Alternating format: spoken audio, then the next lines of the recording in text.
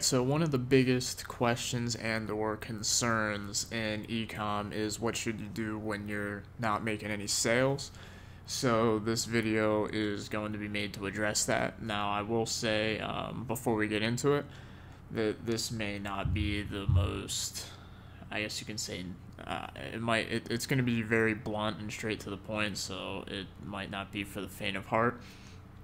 But let's go ahead and get into it.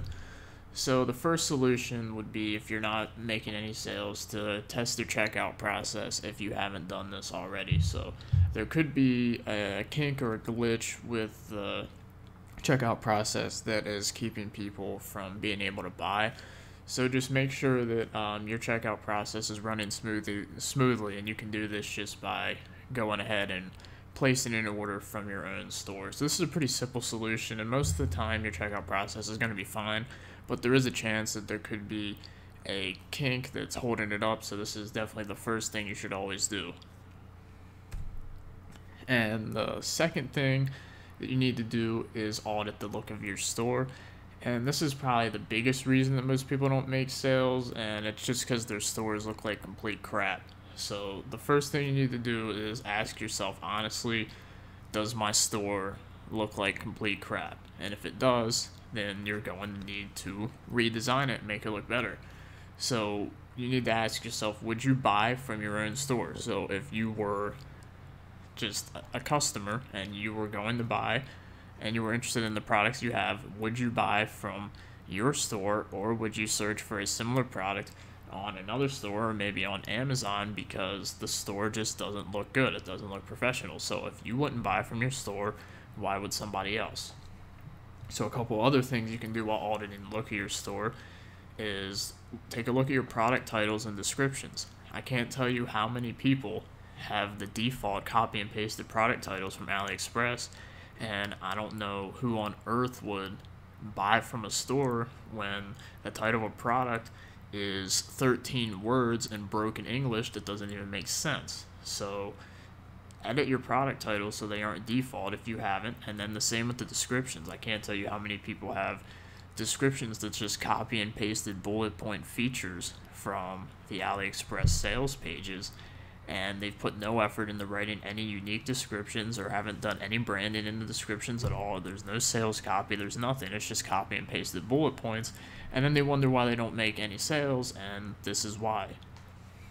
So another thing to look at is, do you have the essential pages for your store? So frequently asked questions, your about page, your contact, and all that. And we actually have a video on all the essential pages that you should have on your store, which I'll link in the description. And then another big one, which is, it's really surprising how many people start and launch a store and start driving traffic to a store and they don't even have a logo. I mean, this just baffles me. I don't know where or who is out there teaching that you can start stores with no logo or no branding, but whoever's doing that is lying. So if you don't have a logo, any branding, you need to A, revisit where you're getting your information from and probably start learning from another outlet, and B, you're going to need to get a logo and start branding your store so that way it actually looks like a place where real people will actually spend their money. So the next thing to look at is you need to ask yourself, have you spent enough money? If you've only spent $50 or less on ads, then you haven't spent nearly enough to analyze any types of results yet. So many people go in, they'll launch one product, and they'll spend $20 on it, or even less. Sometimes I've seen people that say, I've spent $5 and got no sales, and it's the first time they've ever ran an ad to a product. You're never going to get a sale on your first product with the first $5. There's no way. I mean, maybe 1 out of 500 people would be able to get a sale on their first product ever, their first Facebook ad ever, and their first $5. You don't understand how rare that is, so it just baffles me when people start having these panic attacks when they don't have a sale after $5. So if you haven't spent a good amount of money on ads, then there's no reason to be freaking out and running for the hills and making a big deal about the fact that you haven't made a sale yet if you haven't even spent enough money on testing. And if you're curious about how much money you should have to test, I always recommend that whenever starting a new store, you should at least have $1,000 in budget for every store you start. And we actually have a video explaining why that is, and I'll link that in the description as well. So the next thing you need to ask yourself is, have you generated enough traffic to justify any concern? A lot of people will say, I've gotten 20 visitors and generated no sales. Well, that's really common. I mean, if you haven't generated at least 100 visits to your store, then it's too early to judge anything. And I want to emphasize at least 100 visits to your store, because most conversion rates on e-com stores, you can get them upwards of 10%, but most of the time it's going to be 2 to 3%. So that means 2 to 3 out of 100 people will buy it. So if you haven't even generated your first 100 visitors, you don't even know what percentage your store is converting at yet. So it's way too early to start worrying about stuff like that. Most people just they're not patient enough to gather enough data to justify any concern, or to be able to actually look back and logically analyze any results. Instead, they just are looking for immediate gratification, and that's just not how it works. So the next thing you need to ask yourself is, did you just start your store in the last week? And also, I'll add in, is this your first store? Because if this is your first ever store and you started it within a week, you're probably not going to generate a sale right away, because most likely you're making some of the mistakes that we've already gone over. So too often times new sellers just have these crazy expectations and go ballistic when these expectations aren't met. And if this is your first store and it's under a week old, do you really think it's the end of the world if you haven't made a sale yet? Because most likely you're making every mistake in the book, which is going to keep you from generating the first sale. So this is something where you need to understand that, you know, stuff doesn't get rolling within a week when you're learning a brand new business. Like, I don't know why people look at business models different than, you know, learning skills they'd get a job for. Like, if you have to go to school for 2, 4, 6 years to, you know, get most normal jobs and stuff out there, how do you think you're going to learn how to run a profitable business in under a week? So, I mean, that's just unrealistic and stupid. So let's go ahead and get to the next one, which is, you need to launch more products. If you've only tested 1 or 2 products, then you've already found your problem. A lot of the times, say you're in the dog niche, you're going to have to test upwards of 20 products, maybe even more.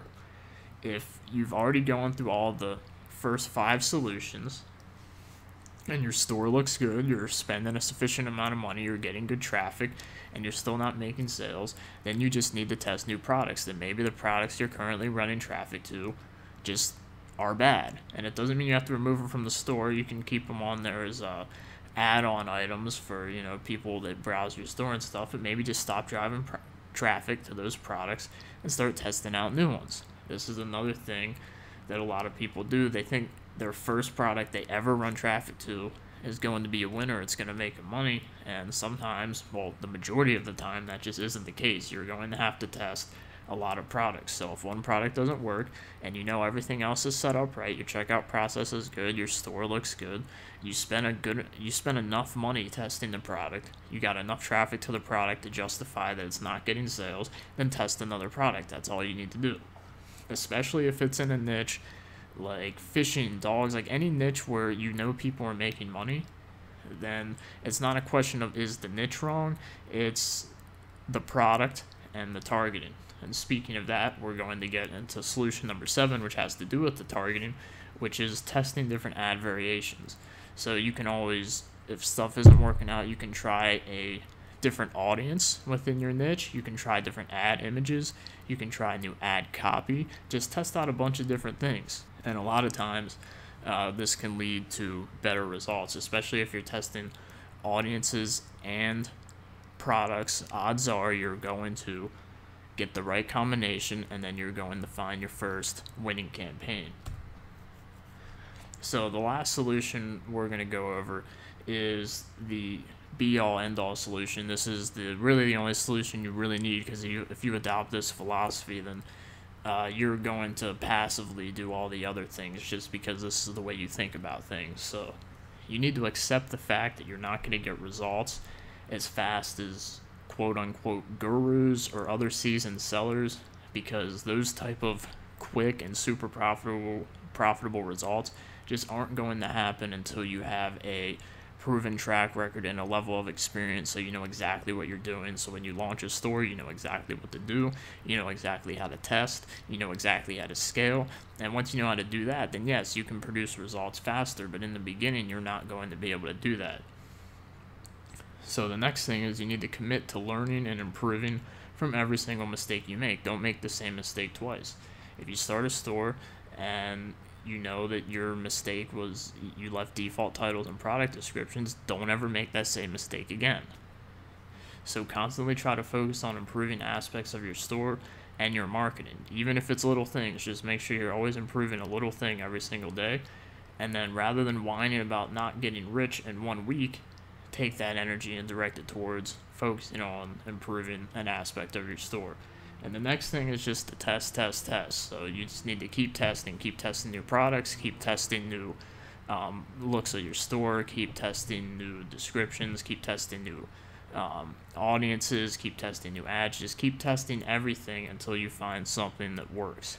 And keep in mind that 1 win can pay for 20 losses. So if you go through 20 products, testing 20 products, and only 1 of them ends up being a profitable product, most of the time that 1 profitable ad campaign can pay for all of the losses and all of the testing processes that you just went through. So that's it for this video, and I'll see you in another one.